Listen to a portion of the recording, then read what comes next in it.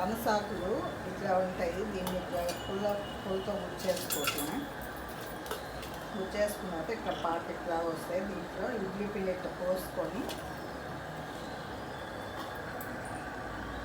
ఇది మళ్ళీ కారం తగ్గట్టు దీంట్లో పడుతున్నాను.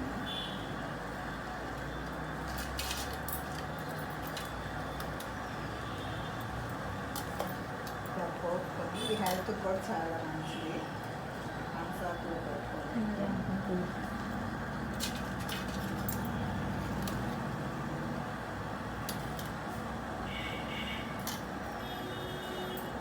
ఇలా పెట్టుకోవటమే.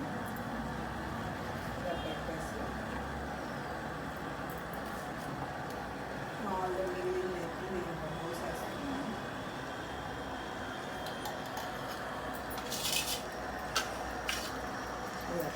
ఒక్కసారి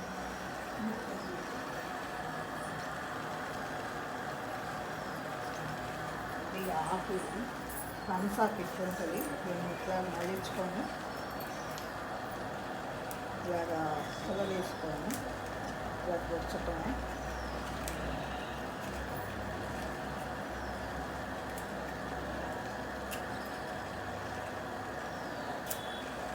సన్నది లేకుండా బాగా వస్తుంది. ఇట్లా గుర్చేసుకొని పాకెట్ లాగా ఇట్లా పెట్టుకుంటాం. ఇట్లా పెట్టేసుకొని నేను పెట్టుకోవచ్చు. నీళ్ళు పెట్టుకొని ఇట్లా పెట్టేసి ఒక 10 minutes 11 minutes ఉన్నది. తర్వాత ఆపి తీసేసుకుంటారు.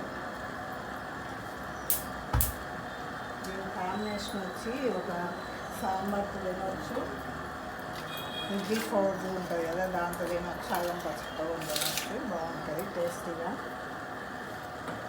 ఈ సాంబార్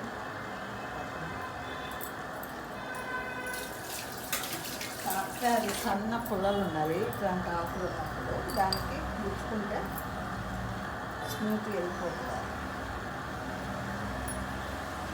ఇలా పెట్టుకొని తింటే హెల్తీగా ఉంటుంది.